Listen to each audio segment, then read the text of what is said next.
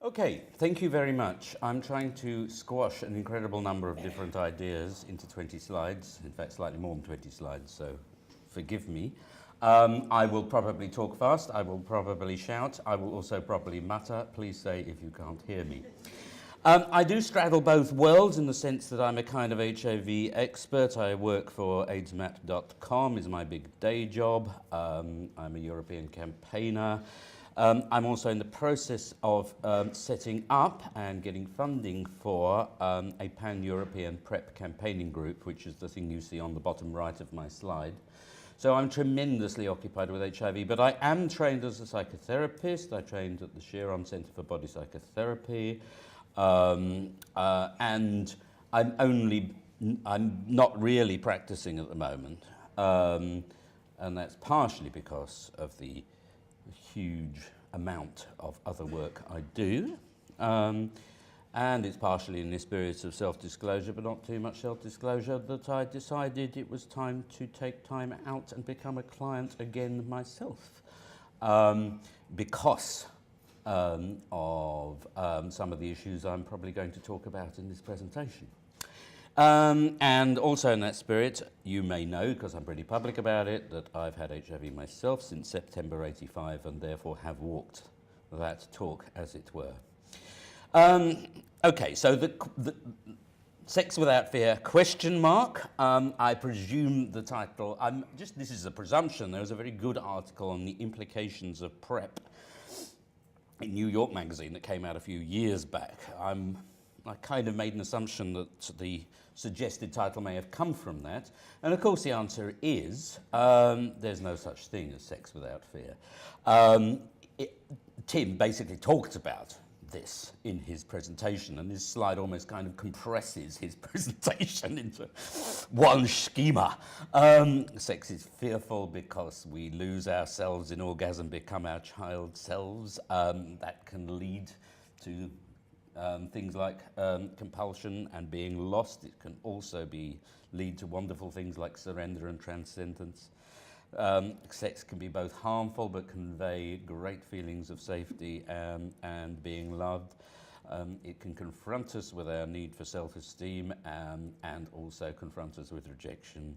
And of course, it also can be profoundly ego dystonic if you have a sexuality that you have been brought up to regard as aberrant.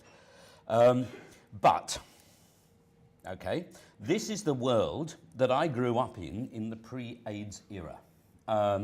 Because I'm lucky enough to be that old, as some of the rest of you are, and I remember the discourses around sex and sexuality that we were having when I was a gay switchboard volunteer in the early 80s and a young chap dealing with coming out myself. And there was, the debate was all around. It wasn't around health so much. It was a bit about STIs, but it was all about how to have a good gay life, how to have relationships as a gay man. And I mean, primarily, but also, there was more also cross-fertilization between the trans and lesbian and gay worlds in those days, from what I remember. Maybe I lived in a particular kind of milieu, but I think when the emergency of HIV came along, it to some extent froze that debate. And one of the sort of thesis of this is that now we have things against HIV that finally work. That's reopening a terrific area of discourse and debate that kind of got frozen when the HIV emergency came along. And this incidentally represents a merging of the worlds of psychotherapy, social theory, and sexual health in ways that I think are very useful because they have been very separate.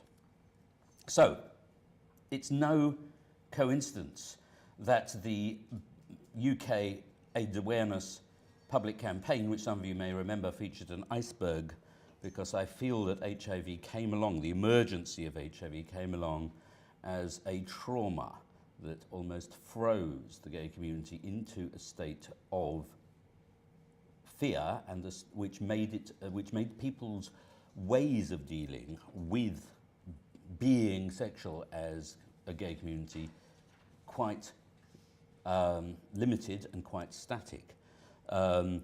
Immediately, and nobody is to blame for this, you know, it was an emergency. People were dying all over the place. It was incredibly frightening. But as a result, I think, it developed a kind of ideology in the gay community that the AIDS emergency is the one we have to deal with above all else. And that in turn, I think, led to a prioritization of physical health and survival over mental health and quality of life. Now that's a big thing to assert, but there is some sort of evidence for this. I think the earliest community responses and the earliest responses to HIV were, of course, responses from the gay community itself. They always are. Were not rigid. They suggested various possibilities. They used humour a lot, despite pervasive fear. They were not prescriptive, imaginative, caring, defiant. On the left is the first thing I could find which mentions the idea of safer sex, and on the right is the leaflet that actually used the term for the first time. And they were drawn up by HIV activists, and I like the fact that, for instance, How to Have Sex in an Epidemic, which was written by somebody who subsequently died, somebody who's very much alive, and an HIV doctor, is their last sentence is maybe our best defence against AIDS is affection, which almost summarises some of what Tim was talking about in his presentation. But then, I've written, I think prevention then got codified. The social marketers got at it. And they looked at things like campaigns against smoking and against, you know, and for wearing your seatbelt and against drink driving, and they had a particular idea, and a lot of social theory got into this. And also, preventing HIV turned into using a condom. And I'll be frank about this, I think this was a mistake, a historic mistake, and I've thought so for sort of 15 years. Because I think it piled onto already traumatized, already struggling gay men a huge weight of guilt, a very rigid definition of what it is to be a good gay citizen. And just look at the messages on these particular ones, and believe you me, I have not chosen in any way the worst. You know, if you don't use a condom, you're stupid. If you don't use a condom, this one on the top left, clearly directed at gay teenagers, you should hate yourself. You know, using a condom means you are good, presumably. Then not using one means you're bad. And this one directed at women, men who don't use condoms are pigs, you know. So, although I think there were the best of intentions behind this, and not all prevention material was like this, a minority of it did emphasize pleasure and intimacy, but there was a lot of this around. And this paper at the top neatly summarizes the three main theories that I saw in a lot of social and psychological research about why gay men didn't use condoms, which was prioritized as the big problem. Condom fatigue, were they just sort of trying and eventually they gave up, which begs a lot of questions about the experience of using condoms. Self-esteem, are they not protecting themselves because they don't think they're worth it? And this wonderful thing about AIDS optimism, where actually being optimistic that you might survive was presented as a problem because you were more likely to not use condoms if you did. And one other thing that I think got very neglected in all this was not so much asking why gay men didn't use condoms, because I think there are as many answers as there are reasons why people have sex. But I think one thing that got neglected was the physical difficulty of using them, including widespread experience of erectile dysfunction. And although there was a lot of research into this, it kind of got tabooed a bit. It was kind of not, I mean, I was actually at a presentation at the HIV conference in Mexico City where the paper underneath was presented, and I remember one doctor turning to another next to me and going, in that particular English dismissive way, like, you know, this is something that is self-indulgent to research in the era of the AIDS emergency. So what actually happened? It didn't work. This is my own slide, and anyone involved with stigma usually kind of goes when I show this, because it's important to say that each year is a different group of people, but this is the longest single bunch of gay men sex surveys, as far as I know, with the possible exception of one cohort in America, anywhere in the world. And it stretches, as you can see, from 1983 to 2014, with gaps due to funding. Basically, condom unprotected sex has consistently increased among gay men. So all that prevention work, all that social marketing, it didn't work. But that doesn't mean gay men didn't try to do stuff. They did. What they did instead was that they tried to serosort. And this graph on the left shows the sort of gap you see appearing is the gap between rising amounts of condomless sex in gay men, but falling amounts of serodiscordant condomless gay sex. This is in San Francisco, and it ends in 2011. I've deliberately put the rainbow barred one. It's small because I could devote an entire half-an-hour presentation to that. It's a wonderful Australian presentation with a big database, and it details the incredibly detailed choices that some gay men had to make about the status or presumed status of their partners and the circumstances under which they would or would not use condoms. And it faced gay men with a bewildering variety of choices. As a result, it didn't work. And here are 4 slides. France, England, Italy, Poland. And they detail gay men, HIV diagnoses in gay men going up. They end in 2012, because I've got more to show you.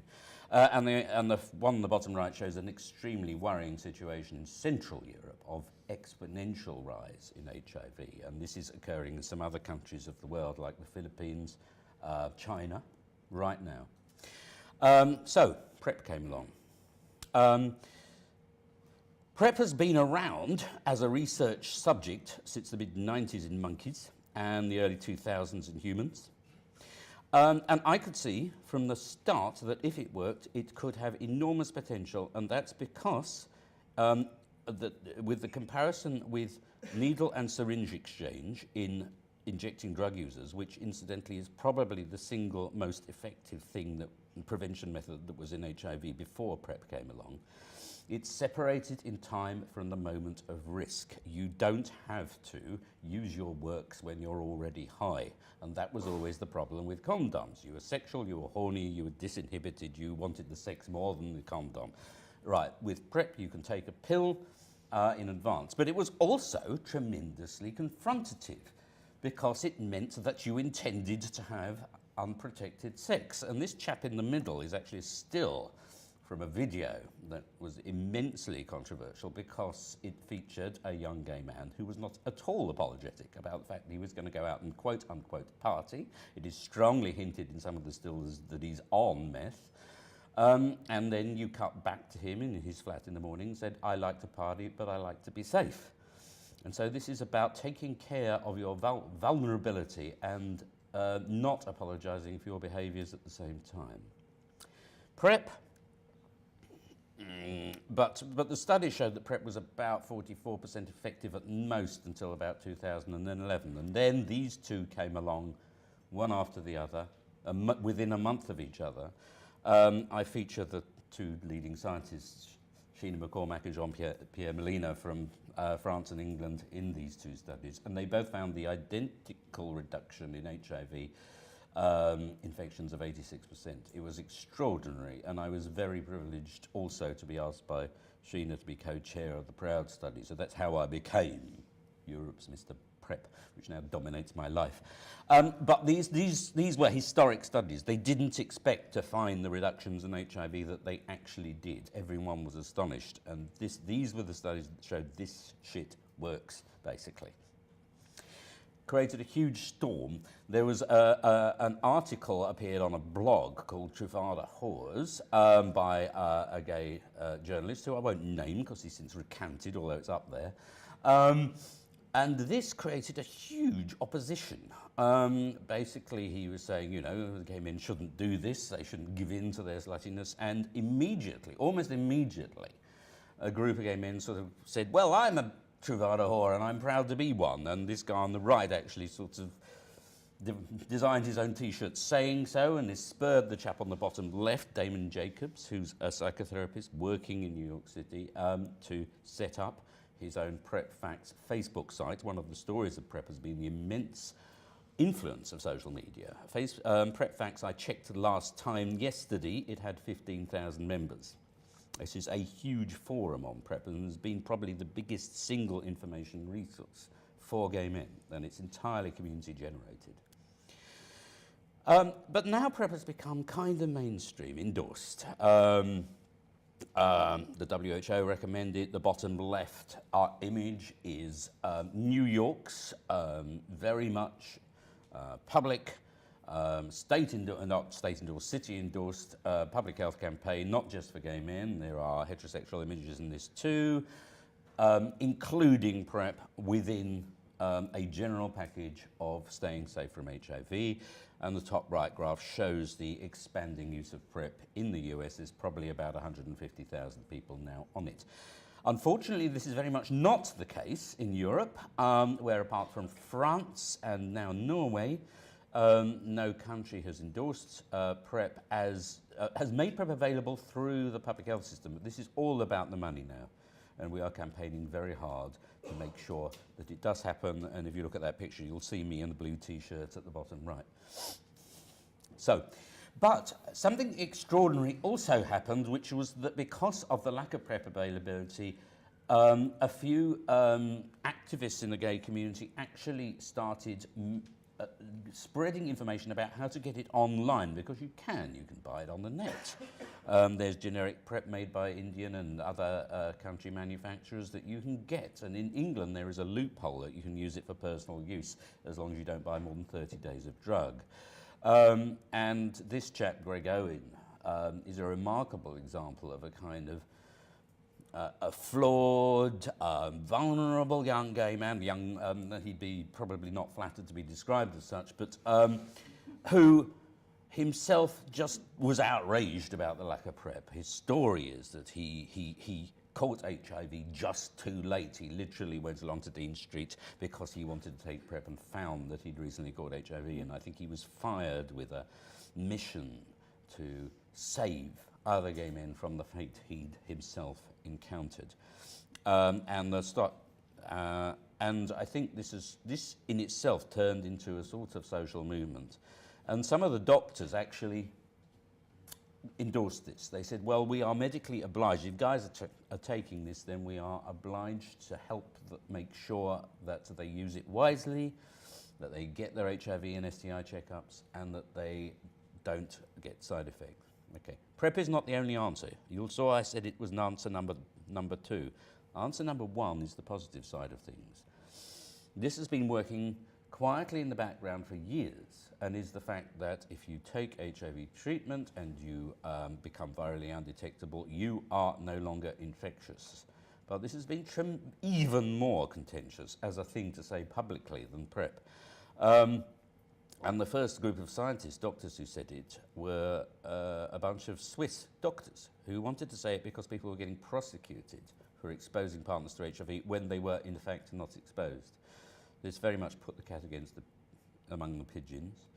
And more, it can greatly reduce the pool of infectiousness. This is a very sciencey slide, and we'll carry on with that. But what happened is that much more recently, a similar kind of advocacy movement has sprung up around treatment as prevention. This hunky chap with no shame on his chest is a guy called Bruce Richmond, who again is one of these sorts of like highly motivated single-person campaigns, and really his campaign, which is called U equals U, undetectable equals untransmittable, bit of a mouthful, a slogan which I have to say I suggested, which has only been going for about a year, has already created a lot of interest and a lot of heat, I have to say, in the gay community, because it's saying, look, if you're HIV positive and you are virally undetectable, you need to know this piece of information, and that's all it's saying.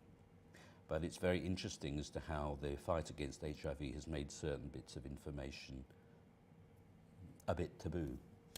When the scientific study that really confirmed this came along, which is the one I have at the top left from AIDSmap, it was by far the biggest news story that AIDSmap has ever featured, far more than the PrEP studies. So what has happened recently? Chris hinted at this. Since the beginning of the year, we have seen tumbling rates of HIV diagnosis among gay men, not just in London clinics, this is just from Dean Street, but in HIV clinics throughout the UK. 35 to 40% fewer diagnoses now than there were a year ago. We don't know why this is happening. It may be that we've reached the tipping point with treatment as prevention, but the timing suggests that PrEP had a very important role to play. This mirrors the fall in HIV diagnoses that started to happen several years back in San Francisco, which is way ahead of us in terms of the availability of these programs. I'm not going to go, I'm running out of time, so I will say, yes, sure, at the same time as these things happened, lots of other things happened too, which were less welcome. There were exponential rises and continue to be in other STIs.